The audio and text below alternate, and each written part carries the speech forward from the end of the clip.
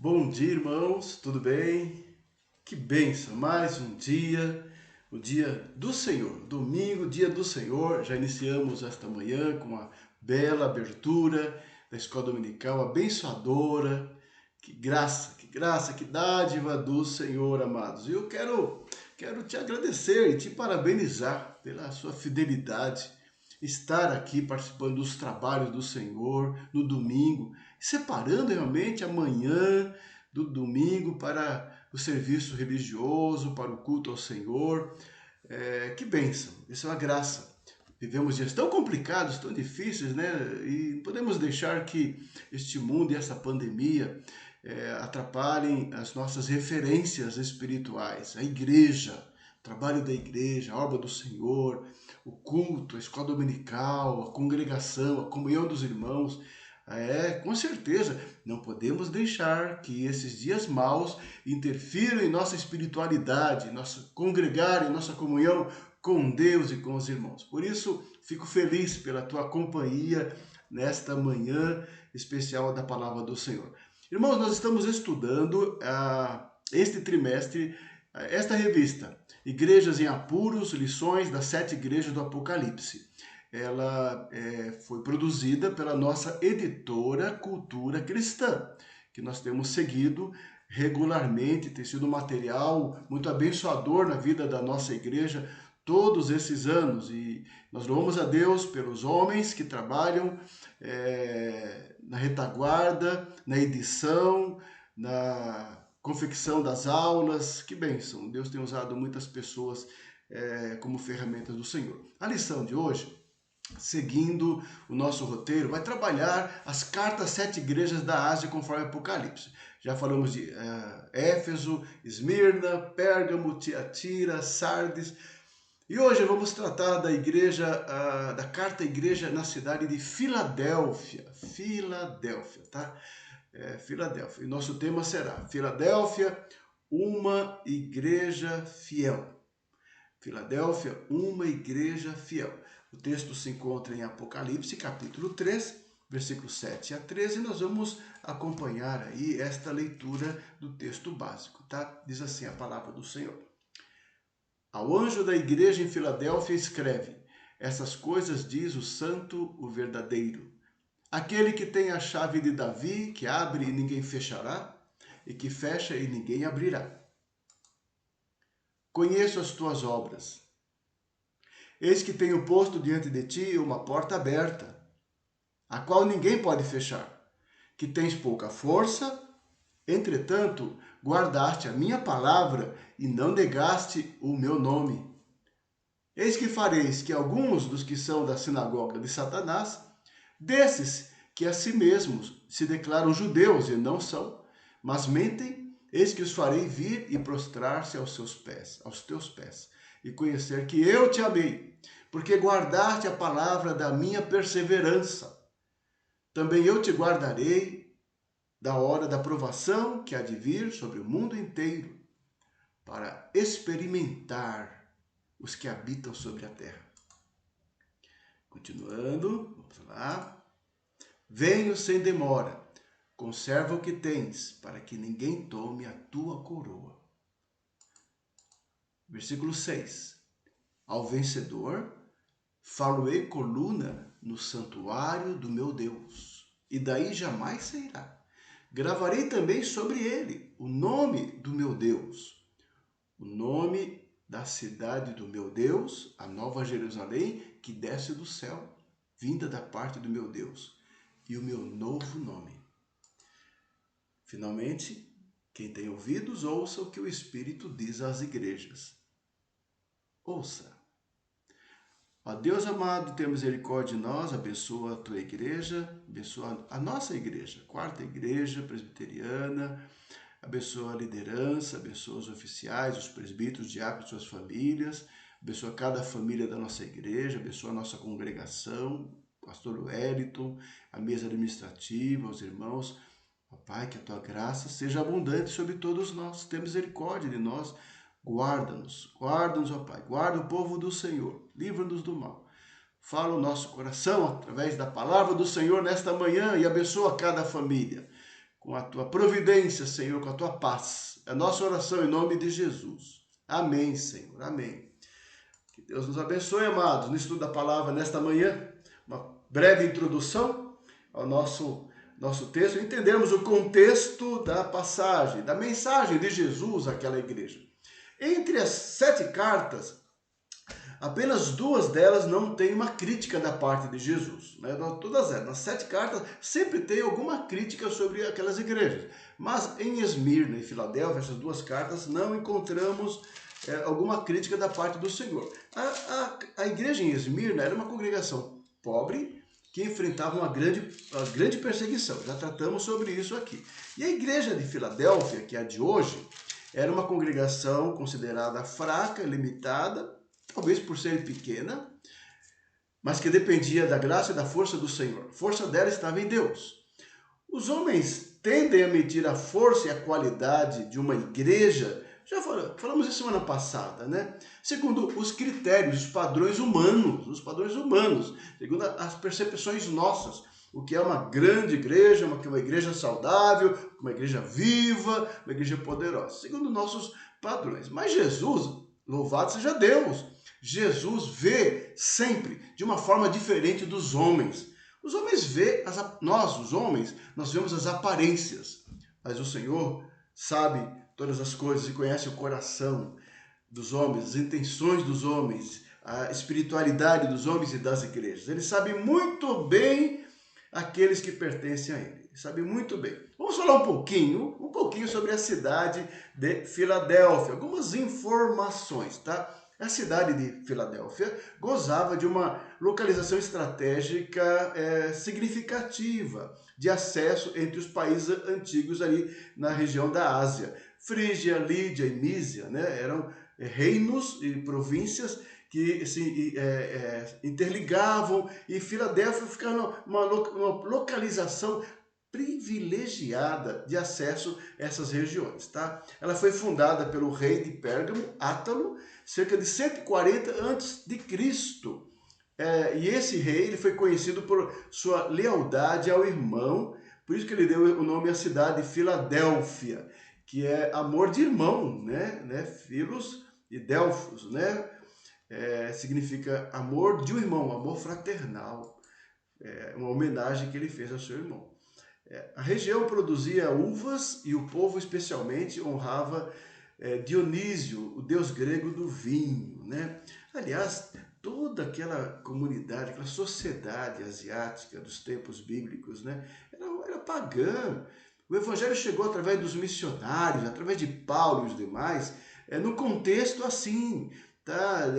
Da filosofia greco-romana, com a ênfase na filosofia grega, a cultura, né? A força da administrativa e a presença de Roma, muito, muito forte, né? naquela região, presença política e militar, mas espiritualmente uma sociedade em decadência, moralmente em decadência, assim, com muita idolatria, muito paganismo, né? Em todas as cidades ali prevalecia assim a idolatria. E as igrejas cristãs nasceram e cresceram neste ambiente pagão. Como é importante entender a cultura do Novo Testamento. A igreja nasceu ali, principalmente na Ásia e na Europa, dentro de um contexto pagão muito forte. Muito forte, muito forte.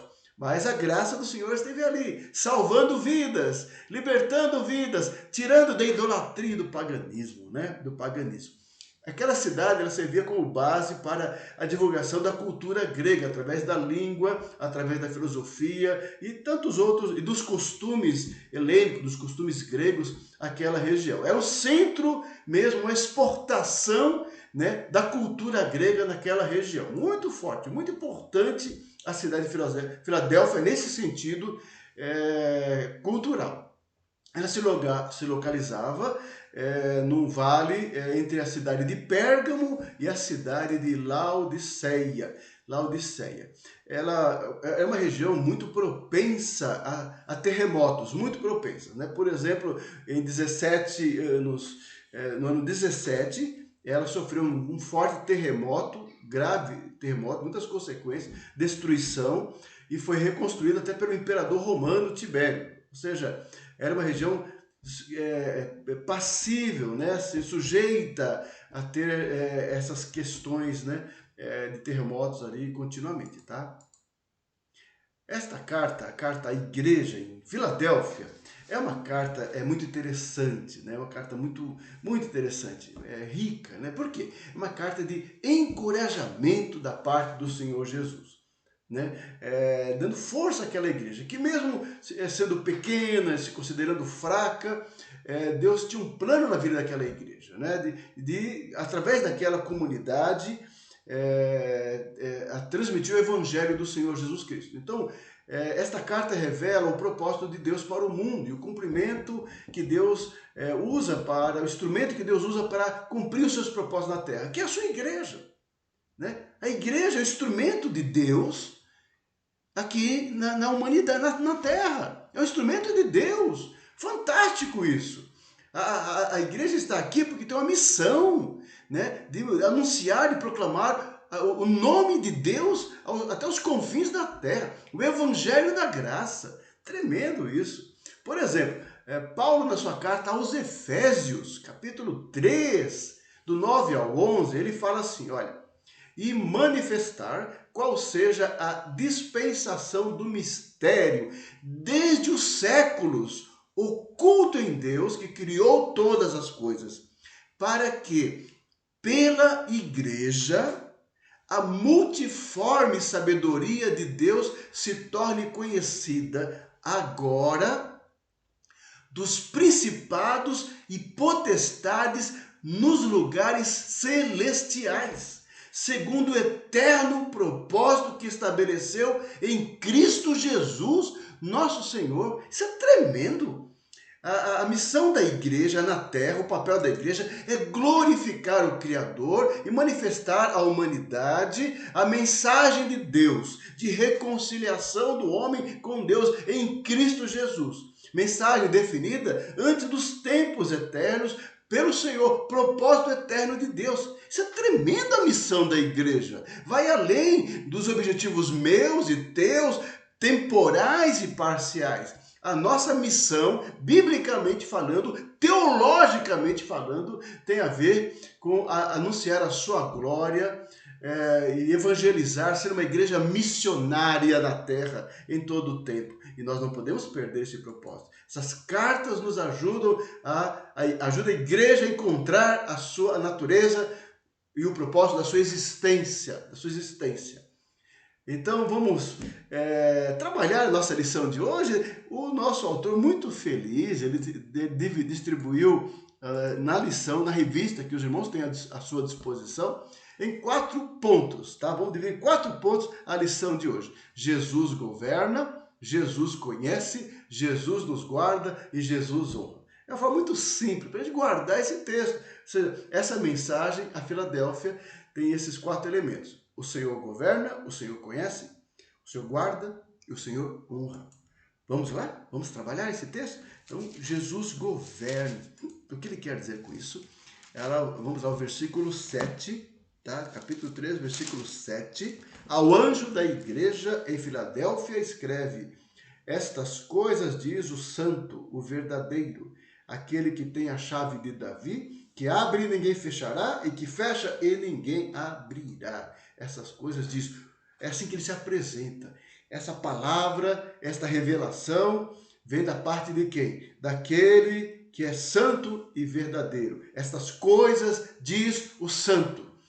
A mensagem da igreja vem de Deus. A origem da mensagem da igreja é Deus, não é o homem. Não é o Francisco que tem uma mensagem a dar à igreja, à humanidade, nem você. É Deus. A mensagem, a palavra de Deus vem de Deus. Essas coisas diz o santo. É isso que temos que proclamar. É a palavra de Deus que temos que anunciar. Não temos que distorcer, não temos que inventar, não temos que modificar jamais a palavra do Senhor. Apenas com fidelidade, autoridade do Espírito Santo, anunciar. Estas coisas diz o santo, o verdadeiro.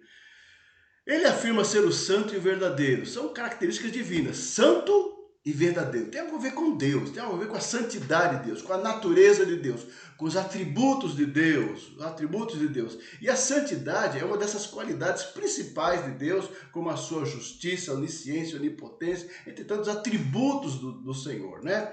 Santidade. Ninguém é santo como o nosso Deus, né? Separado, altíssimo, puríssimo, né? É o nosso Deus. E assim a palavra. Essa palavra vem de um Deus que é santo, que é eterno, que é glorioso, que é majestoso, que é separado dos homens. Não é uma mensagem humana, é uma mensagem divina. E ela vem de Deus. Que bênção! Leve a sério o estudo da palavra de Deus. O estudo da palavra de Deus não pode ser apenas um exercício intelectual de curiosidade bíblica. O estudo da palavra de Deus é um momento de reverência humilde do povo do Senhor, quebrantado e desejoso de aprender e entender as verdades que vêm de Deus, que vêm do alto, de um Deus santo. Amado irmão, é assim o teu coração nesta manhã? É assim que se coloca o teu coração para ouvir uma aula, uma exposição da palavra do Senhor? É assim que está a tua mente, com essa disposição, eu quero ouvir o recado de Deus para a minha vida? Porque se não for assim, meu irmão, minha irmã, estamos errados no exercício religioso que estamos fazendo. Se não houver em nosso coração o desejo de ouvir a voz daquele que está no trono glorioso. Ninguém é santo como o Senhor e ninguém é verdadeiro. Essa palavra é usada no Novo Testamento em referência muitas referências ao Pai, a Deus, ao Pai e ao Filho. E essa referência, ele é o santo, ele é o verdadeiro, enfatiza a fidelidade de Deus, a fidelidade, um dos atributos de Deus. Deus é santo, Deus é fiel, Deus é único, Deus é soberano, Deus é justo, né? Então Deus é verdadeiro, porque ele é fiel à sua palavra. Ele é fiel a si mesmo, a sua natureza e aquilo que ele promete, a sua palavra. Que tremendo para a igreja! É a base de nossa esperança, de nossa confiança. É esse Deus que se revela na sua palavra e ela vai se cumprir porque ela vem de um Deus que é verdadeiro. E tudo vai se cumprir. Que bênção, que segurança para o crente na palavra do Senhor. Mas vamos lá, diz mais nesta revelação do Senhor, o Senhor que conhece, né? Aquele que tem a chave de Davi, que abre e ninguém fecha, e que fecha e ninguém abre. Vamos trabalhar rapidamente sobre isso, né? Esta linguagem vem de Isaías, capítulo 22, versículo 20 a 24, onde ele fala, o profeta fala sobre a autoridade sobre a cidade de Jerusalém, sobre Judá, que é transferida a Eliaquim, que é dada esta chave, né? É dada uma chave, a chave de Davi, E essa chave representa autoridade e poder, Então, Jesus, como descendente real de Davi, do grande rei Davi, sempre toda referência messiânica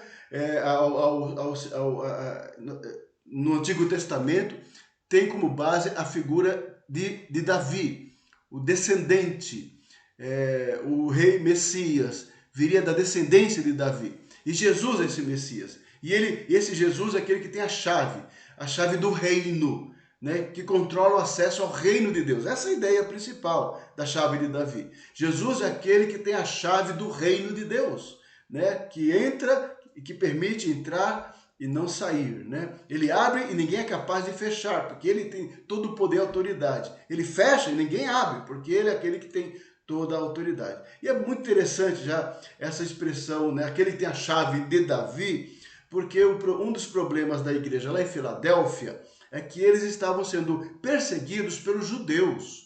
Os judeus perseguiram os crentes em todos os lugares, tá? Desde Jerusalém, onde houve uma grande perseguição inicialmente. Depois, no decorrer da história do cristianismo e do movimento missionário dos apóstolos, e Paulo particularmente, né, levando e plantando igreja em cada cidade, eles passaram a ser perseguidos pelos judeus. Em algumas comunidades, em algumas cidades, os judeus foram os principais opositores do cristianismo. E foi o caso aqui na cidade de Filadélfia. A maior oposição que aquela igreja tinha era da comunidade judaica local. E a referência de Jesus aqui na carta, quando ele fala aquele que tem a chave de Davi, é para dizer quem tem a chave do verdadeiro judaísmo, que é a igreja é o cumprimento de todas as promessas do Antigo Testamento, é Jesus, é o Messias, que foi desprezado e rejeitado pelos judeus, que foi entregue aos romanos e foi morto por causa dos judeus, dos judeus. Então Jesus está anunciando, olha, eu sou aquele que tenho a chave, não eles, a chave de entrada no reino de Deus. Então fique tranquila, ó igreja que está sendo perseguida, fique tranquila, ó igreja que está sendo assim ofendida pelos judeus locais. Fique em paz, descanse, eu estou no controle, eu tenho a chave de entrada no reino. Não são eles que têm a entrada no reino, agora é eu e a igreja a quem o Senhor vai dar esta chave, essa possibilidade por meio do Evangelho de Jesus.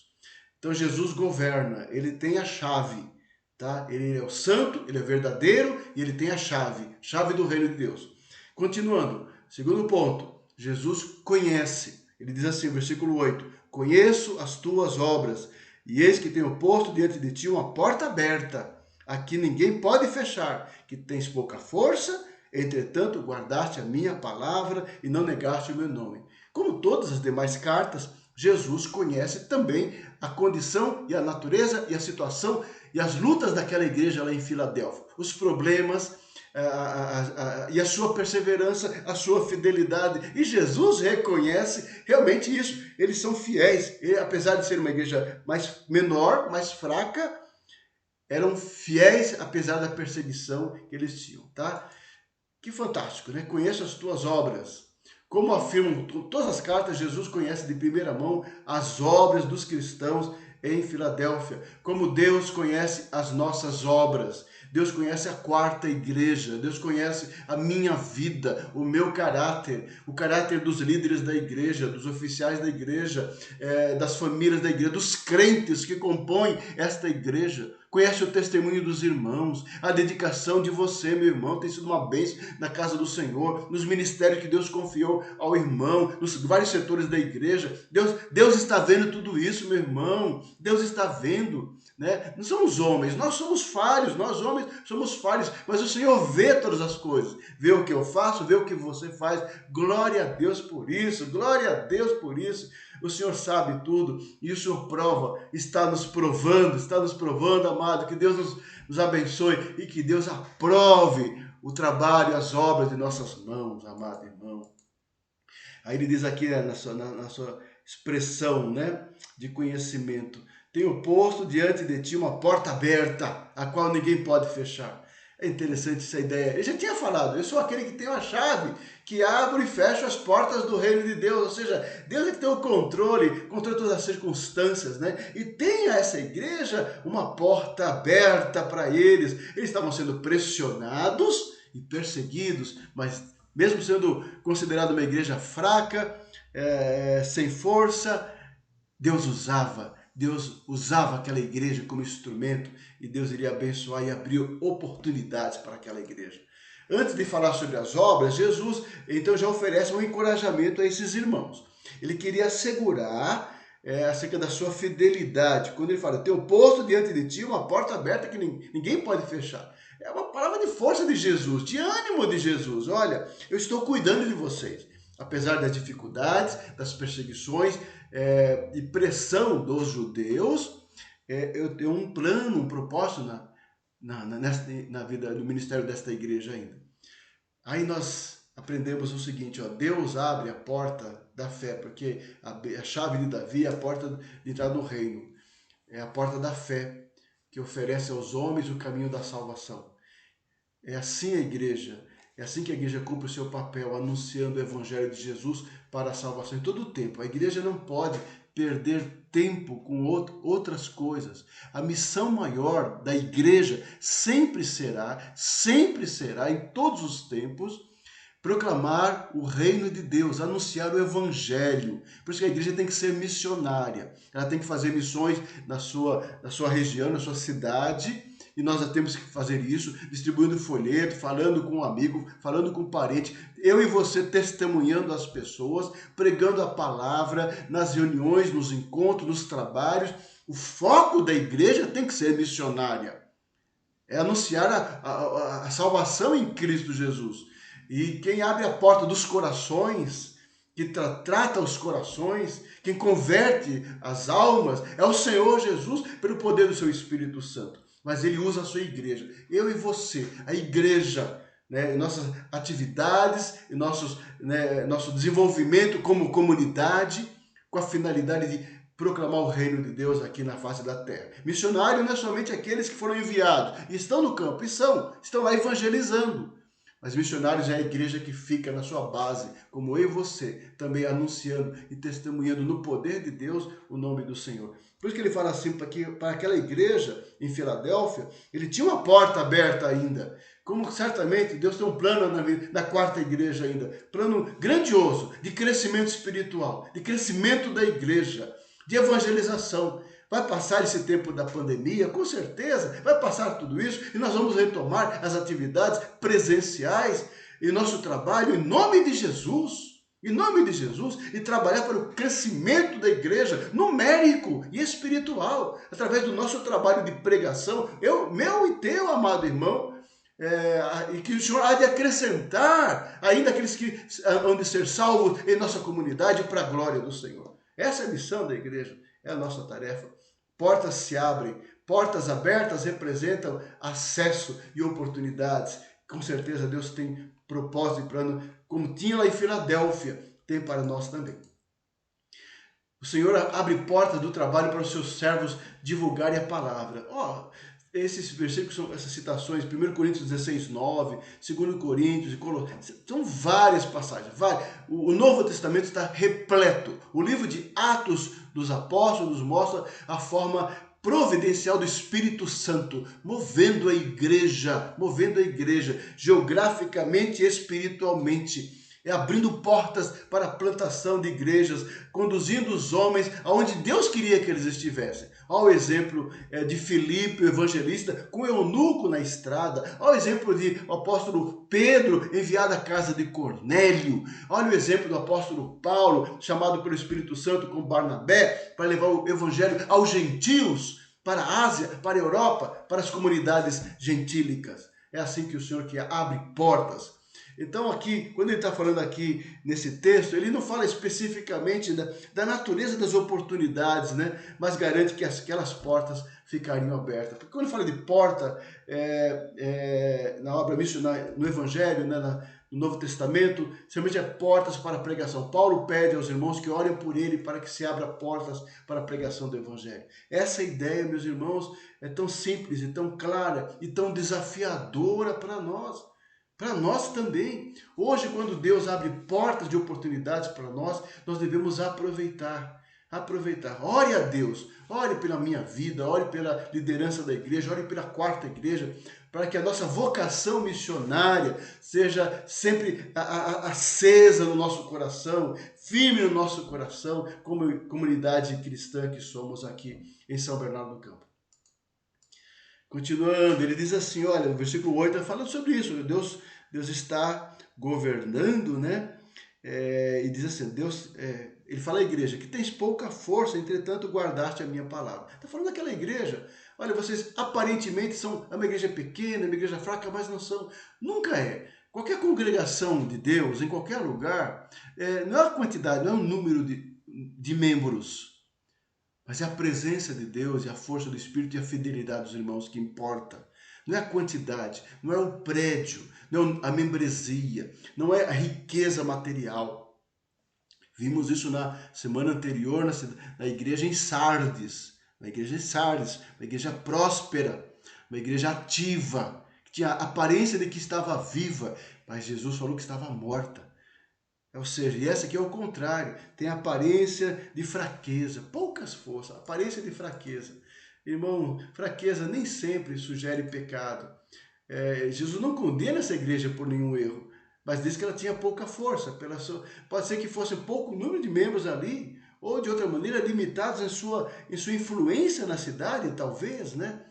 Mas isso é importante para nós sempre sermos humildes diante do Senhor. Humildes como igreja. Quando nós reconhecemos as nossas próprias limitações e fraquezas, porque não somos e nunca seremos uma igreja perfeita. Não existe isso. Não existe. Meu irmão, se tem alguém que está procurando, está equivocado. Não existe. Então, o segredo do crente e da igreja é reconhecer suas limitações e fraquezas e confiar em Deus. E depender de Deus sempre, sempre, sempre, sempre. Aquele que é o cabeça da igreja. Aí sim vem vitória, vem o poder, vem a graça e vem o crescimento que vem do Senhor. Vem do Senhor, certamente. Vamos ao terceiro ponto, né, da nossa lição. É Jesus, aquele que nos guarda. Aí entramos no versículo 9, né? No final do versículo 8 e o 9. Final do versículo 8 e o 9. Entretanto, guardaste a minha palavra e não negaste o meu nome. Ou seja, apesar da sua pouca força, é uma igreja assim fiel porque guardaram a palavra. E mesmo em meio à perseguição e em meio à pressão dos judeus, não negaram o nome do Senhor, não negaram a palavra de Deus. Aí o 9, ele vai dizer depois, né? Eis que fareis que alguns dos que são da sinagoga de Satanás, eis que os fareis vir e prostrar-se aos teus pés e conhecer que eu te amei. Então o Senhor há de julgar aqueles que perseguem a igreja. O Senhor há de retribuir todos aqueles que são contra os crentes, todos aqueles que se levantam contra a igreja. Está acontecendo hoje em dia. Temos visto coisas estranhas acontecendo já em nosso país.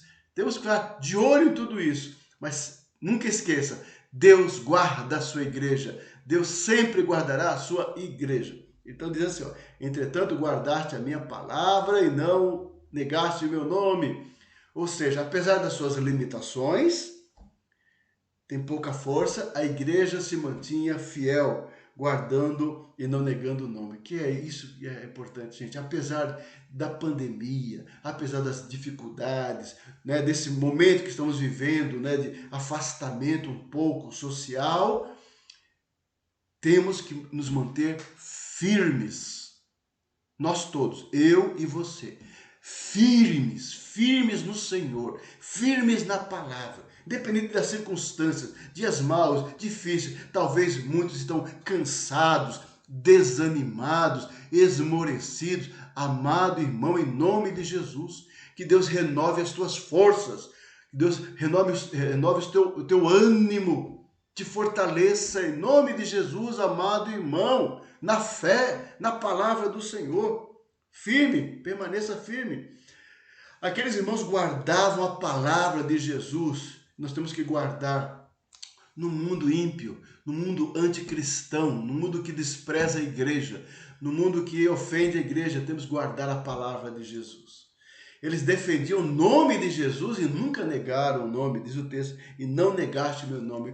Que importante isso hoje, né? Assumirmos que somos crentes, nós, igreja, eu e você, meu irmão, sua família, seus filhos, os jovens, os adolescentes, assumir seu papel lá na classe, diante dos colegas, diante dos professores, que muitas vezes falam o contrário, coisas contra Deus. Se levantar e falar, eu sou cristão, eu sou crente em Jesus Cristo, tenho convicção da minha fé e não abandono. Eu não sigo o pastor, não é porque eu sigo o pastor, ou a religião, ou a igreja, porque eu sigo Jesus, Senhor da minha vida. Que se levante uma geração assim, principalmente em dias difíceis como estamos vivendo em nosso país. Crentes que não negam a sua fé em Jesus. Aí ele diz mais aqui, olha, chama sinagoga de Satanás, versículo 9. Eis que fareis que alguns dos que são da sinagoga de Satanás. É uma referência nessas cartas. Quem eram esses? A referência aos judeus. Já falei no começo da aula. Os judeus, naquele período, eram um instrumento de perseguição dos crentes. E Jesus que chama, é Jesus que chama eles de sinagoga de Satanás. Eles se dizem judeus e não são mentirosos, não são verdadeiros judeus. Sabe o que é o verdadeiro judeu? É aquele que se converte a Cristo, cujas promessas da fé em Abraão são cumpridas em Jesus e nos crentes. Esse é o verdadeiro Israel, é o verdadeiro judeu do coração, circuncidado no coração e não na carne, como diz Paulo aos Gálatas. Essa é a igreja, verdadeira igreja. Havia uma sinagoga de Satanás, uma congregação de falsos judeus, também na cidade de Esmirna, no capítulo 2, versículo 9. Nós sabemos que no livro de Atos, as primeiras perseguições da igreja, tanto em Jerusalém como na Ásia, foram feitas pelos judeus. A igreja em Filadélfia sofreu muito por causa desses judeus. Esse é o grande problema da carta, né? Era uma igreja perseguida, A cultura, o ambiente já era pagão, né? Já de idolatria. E já é difícil para aquela pequena comunidade. E ainda sofria perseguição. Que desafio! Por isso que vem a palavra do santo e do verdadeiro para encorajar aquela igreja, aquela congregação, como Deus ama a sua igreja. Deus nunca abandona a sua igreja, nunca abandonou, mesmo nos momentos mais difíceis da história do cristianismo, a graça e a providência sempre estiveram com os verdadeiros crentes. Os verdadeiros crentes, tementes ao Senhor, que atravessaram a história, proclamando o nome do Senhor, e muitos morreram por causa de sua fé. A história do cristianismo está marcada pelo sangue dos mártires. Uma multidão de crentes santos do Senhor, que deram a sua vida por causa do evangelho do Senhor Jesus Cristo, nunca negaram a sua fé. Olha que tremendo para nós, igreja contemporânea, assumirmos de fato quem nós somos. Quem nós somos? Crentes em Jesus. Crentes, não é crente que vai na igreja. É crentes em Jesus. Assume a sua fé, o seu testemunho de verdade, apesar das dificuldades. Que Deus nos ajude. Aí Jesus promete a eles, olha, que Deus ia vingar aqueles irmãos perseguidos, dizendo: eis que os farei vir e prostrar-se aos teus pés e conhecer que eu te amei. Que lindo, que palavra carinhosa de Jesus a uma igreja atribulada. Calma, irmãos em Filadélfia, vocês estão sofrendo temporariamente, mas eu vou visitar e eu vou castigar aqueles que estão perturbando. Sabe por quê, igreja? É no final do versículo 9. Porque eu amo a igreja, eu amo meus filhos, e o Senhor cuida dos seus filhos. É assim que quer dizer Jesus à igreja. Apesar de serem fracos, os discípulos em Filadélfia ficariam do lado do vencedor, que é Jesus. Seriam exaltados acima dos seus inimigos, conforme Isaías capítulo 60. Os servos fiéis e vitoriosos podem reinar com Cristo sobre as nações. É a promessa final, da vitória final. Vamos reinar sobre as nações. Mas a glória e a adoração ainda pertencem totalmente ao Senhor. Jesus é aquele que cuida do seu povo, que ama o seu povo e conduz o seu povo à vitória. Então, apesar da pressão, da perseguição real, difícil, a igreja suporta, a igreja aguenta, a igreja enfrenta, porque Jesus a ama e Jesus a guarda. Que promessa para a igreja em Filadélfia! Que promessa para a igreja brasileira! Para nós, irmãos, nos prepararmos para o que tivemos que enfrentar no futuro. Que mensagem de encorajamento, de fé, de esperança, de confiança. O Senhor é aquele que ama e cuida da sua igreja. Esta honra serviria da prova do amor para com seus seguidores. Os judeus os odiavam, mas Jesus os amava. Que lindo! O mundo odeia a igreja. O mundo não ama a igreja. Jesus já disse isso. Evangelho de João, capítulo 15. Assim como o mundo odiou a Cristo, o mundo há de odiar os discípulos de Jesus. Não tem essa comunhão. Mas Jesus é aquele que ama a sua igreja e no mundo o Senhor abençoa e guarda e usa a sua igreja para a sua glória no mundo. Que mensagem para mim, para você, amado irmão. Por isso que o crente verdadeiro, ele não procura a amizade do mundo. O crente verdadeiro, nascido de novo, ele não se contenta em ser amigo do mundo.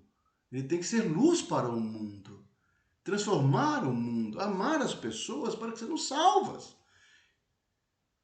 para que sejam remidas, transformadas, curadas e libertas em Cristo Jesus. Essa é a nossa relação com essa sociedade, para transformar e não ser igual.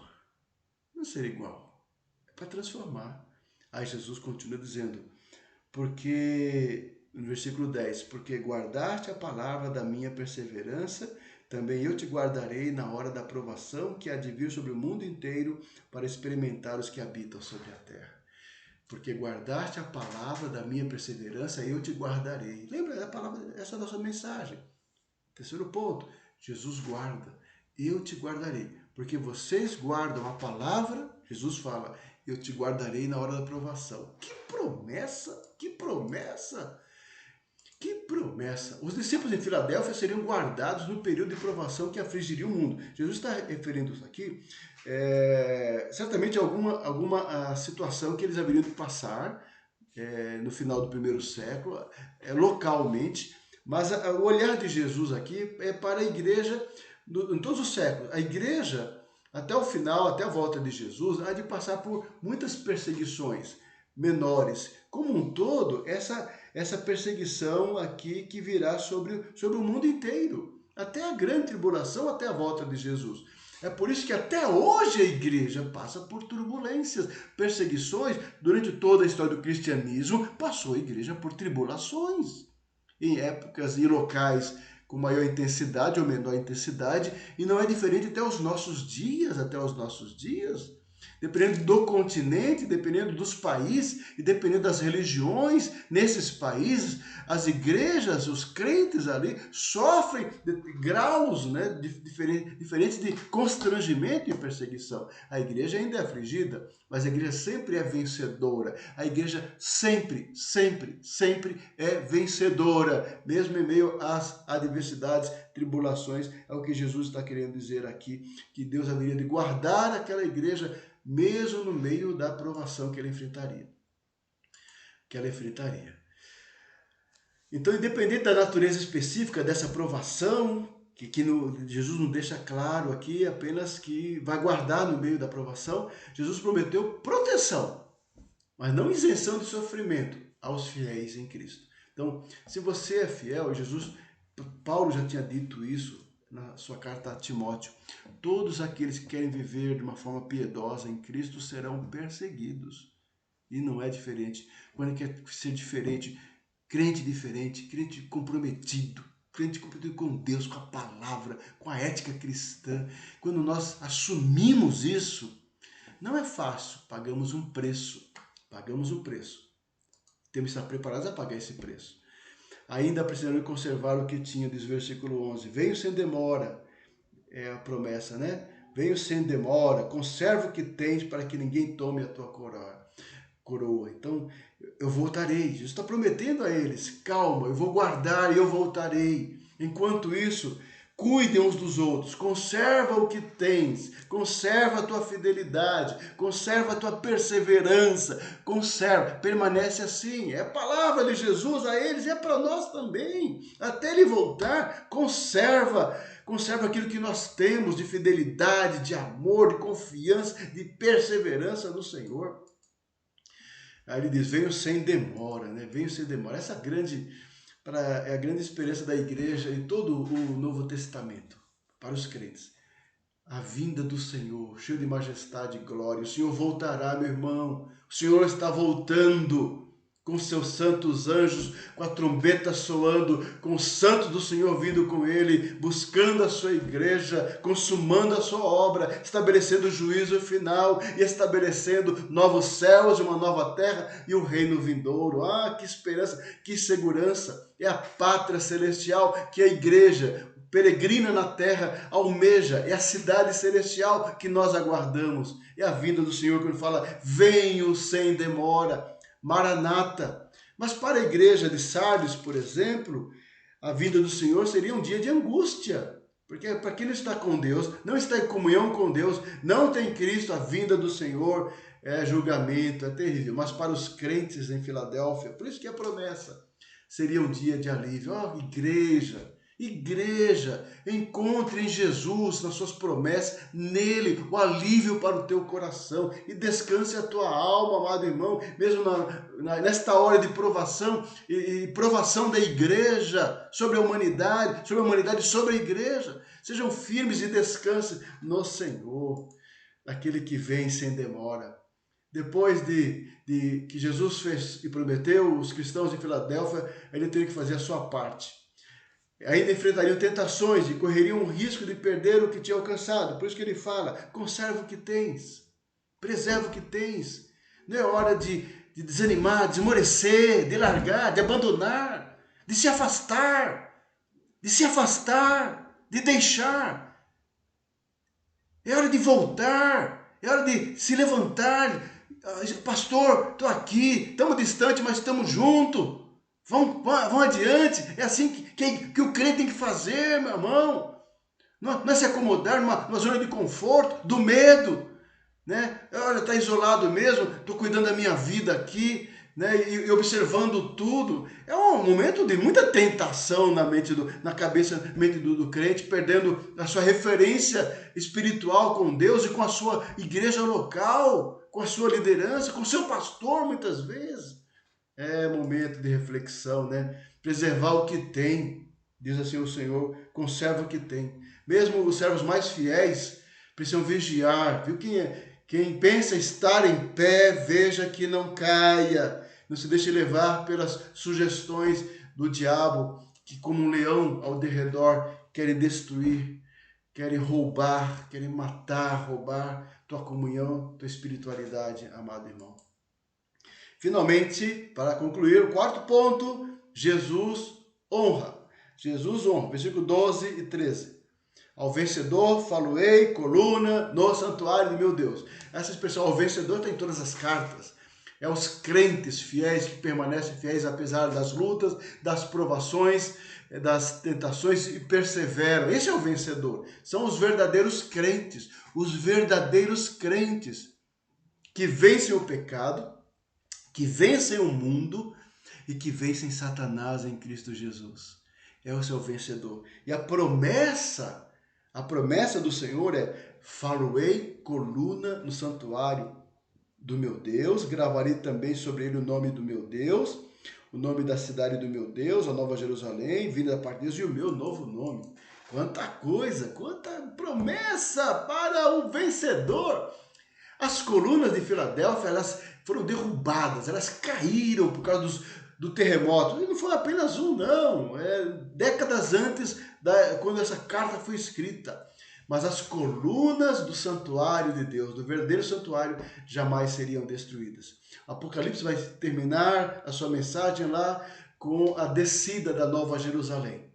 Quando o Senhor consumar a sua obra, novos céus e nova terra. É o céu e a terra se juntando, um novo céu e uma nova terra, onde o Senhor, nosso Deus, habitará com o seu povo e não precisará templo, porque o Senhor será o santuário, é o Senhor. Que bênção! Estas não são pedras, as colunas de Filadélfia, colunas de pedra que caíram, mas os crentes, a igreja, são colunas vivas e firmes no Senhor. Né? Falo-ei, coluna do santuário, é a igreja, que é o edifício de Deus. Santuário de Deus sois vós, diz a palavra.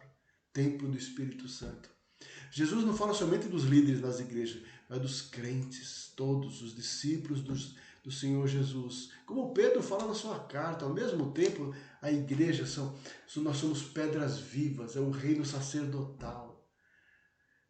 Que bênção! Essa consciência de quem nós somos, a igreja de Jesus, um corpo espiritual, da qual faz parte todos os crentes de todos os tempos e todas as épocas. Essa consciência é fantástica para o cristão.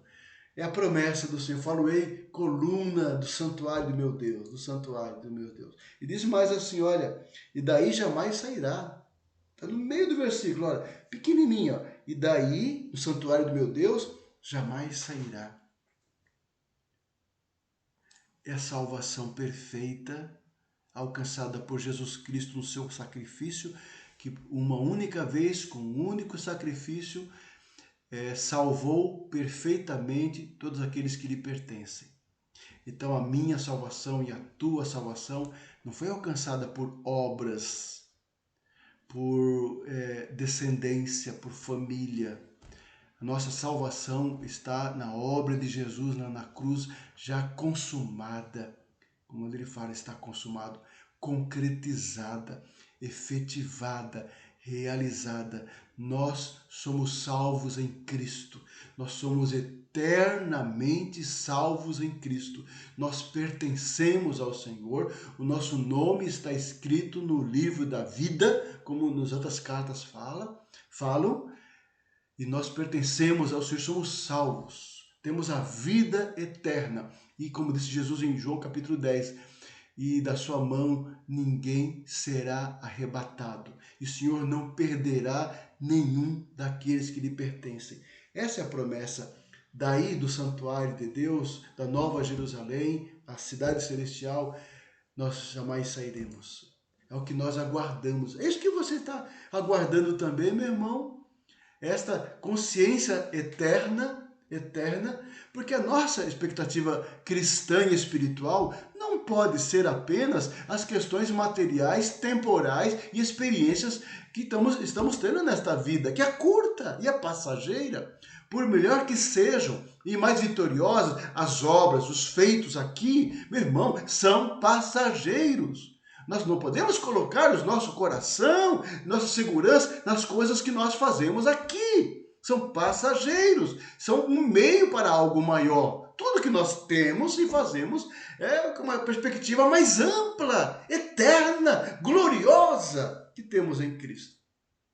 Os vencedores, os crentes verdadeiros, permanecerão no templo, não o templo aqui físico, mas no templo, no santuário de Deus, conforme o livro de Apocalipse no seu final, para sempre, gozando comunhão eterna para sempre. Ele será o nosso Deus e nós seremos o seu povo e estaremos para sempre com o Senhor. Ah, quantas passagens, são dezenas de passagens no Novo Testamento que falam sobre isso. Leia o Novo Testamento, meu irmão, leia com mais calma e anote e registre todas as promessas do Senhor para o futuro. Anotem, faça esse exercício na sua leitura. Anote essas promessas, e são muitas. O juízo de Deus, a vinda de Jesus, a vitória do Senhor, a ressurreição final, o dia do Senhor, a vinda do Senhor, a manifestação do Senhor, a revelação do Senhor, novos céus e nova terra, os céus serão abalados. Amado, anote tudo isso, estude, medite em tudo isso e guarde isso no teu coração. No teu coração, diz mais o texto, olha, no versículo 12, gravarei sobre ele o nome do meu Deus, o nome da cidade e o nome de Jesus. Olha, várias descrições mostram a posição privilegiada do crente vencedor. Nomes gravados sugerem posse. Posse, nós pertencemos. O vencedor terá o nome de Deus porque ele pertence a Deus. Ele faz parte do povo de propriedade exclusiva de Deus. 1 Pedro 2,9. O nome de Deus, diz o texto, eu gravarei nele. Gravar o nome. Gravar, sei lá, gravado o nome de Deus em nós. É o povo que pertence ao Senhor. É o povo que pertence à cidade de Deus. Nós somos cidadãos dos céus. Nós somos cidadãos de Deus. A nossa pátria não é esta. A nossa pátria não é essa. A nossa pátria é eterna, é celestial. Ele também pertence à cidade de Deus, a Nova Jerusalém. E a Nova Jerusalém é a noiva de Cristo, né? A igreja representada. O vencedor faz parte da noiva, da igreja, do povo de Deus que pertence somente a Jesus. Por isso ele recebe também o nome de Cristo, diz assim, vinda da parte do meu Deus, né? A Nova Jerusalém que desce do céu, vinda da parte do meu Deus, e o meu nome novo, ele vai, né, desfrutar, experimentar, conhecer o nome de glória, de majestade do Senhor, na consumação. Que bênção. Por isso a exortação final, quem tem ouvidos, então, ouça. Quem tem ouvidos, ouça. Quem é do Senhor, Quem é de Deus, ouve as palavras de Deus. Meu irmão, são essas palavras de Deus para mim e para você nesta manhã. Você está entendendo o chamado, a palavra do Senhor, de conforto, de encorajamento, desafiadora, de exortação a permanecer firme e perseverança? Você está ouvindo? Meu irmão, você está ouvindo a palavra do Senhor? A aula, o sermão, o estudo, não é para entreter você e mais um estudo, mais um sermão. Não é mais hoje em dia, né? A internet tem tanta coisa aí, né? Aí você fica recortando, né? Recortando. Isso eu concordo, isso eu não concordo, isso eu aceito, isso eu não aceito. Nós estamos assim? Será que você está assim? Será que nós estamos assim, tão carnais assim? Amado, o Espírito Santo está falando através da sua palavra. Quem tem ouvidos, ouça o que o Espírito fala à sua igreja. É assim que diz a palavra do Senhor. Jesus viria para castigar e salvar. Castigar aqueles judeus ali, a sinagoga de Satanás, e salvar a sua igreja em Filadélfia, perseverante, fiel. Porque assim ele faz, ele governa, ele guarda, ele cuida e ele recompensa a sua igreja. É uma mensagem importante para ouvir, amados. E espero que você esteja preparado, que eu esteja preparado para ouvir a palavra do Senhor nesses dias de tantas vozes, meu irmão, tantas projeções, tantas falas de tantas pessoas, de tantas áreas. Ouça o que o Espírito fala à sua igreja, e ele fala através da sua palavra. Busque intensamente ouvir o Senhor através da sua palavra, meu irmão. Não faça da leitura da Bíblia um mero exercício religioso, não. Faça da leitura da palavra uma busca de sede da alma para aprender da vontade do Senhor. É o desejo do meu coração para você nesta manhã, amado. Concluindo, tá? Jesus governa, Jesus conhece, Jesus nos guarda, Jesus nos honra, nos recompensa, a promessa: ao vencedor dar-lhe-ei fazer parte, ser gravado o seu nome na Nova Jerusalém. Que bênção! E assim nós concluímos com esses raciocínios, pensamentos. Vamos lá. Como identificar uma igreja boa? Deixo para você pensar à luz desta aula. Como identificar uma igreja boa? Como Filadélfia. Filadélfia era. O Senhor não criticou aquela igreja. Ele elogia pela sua perseverança. Seria a igreja maior? A igreja com mais atividade? A mais conhecida e mais famosa? A mais rica? Porque esses pensamentos estão na cabeça dos irmãos, de muita gente aí. Certamente Jesus julga por critério diferente de todos nós. Ele pode ver uma igreja pobre, uma igreja pequena, uma igreja fraca, como uma congregação, mas fiel, dedicada e perseverante, que é o que importa aos olhos do Senhor. Ao invés de tentar impressionar os homens, devemos nos dedicar a desenvolver o caráter de Deus em nossa vida e agradar ao Senhor e sermos fiéis e perseverantes e guardar a palavra e confiar nas promessas. Amém? Que Deus abençoe sua vida, amada, minha vida, nossa amada igreja. Que Deus abençoe a igreja brasileira e tenha misericórdia e visita nosso povo nesse tempo tão complicado e tão difícil, dando espiritualidade, sabedoria e firmeza na pregação do Evangelho para a salvação do nosso país, da nossa sociedade. Muito obrigado, meu irmão. Até logo mais à noite, teremos o culto. Eu quero estar com você essa noite. Que Deus nos abençoe na pregação, no estudo da palavra e na adoração ao Senhor. E que a graça de nosso Senhor Jesus Cristo seja, irmãos, com o vosso espírito. Amém. Gálatas 6:18. Tenham um ótimo dia na presença do Senhor. Muito obrigado.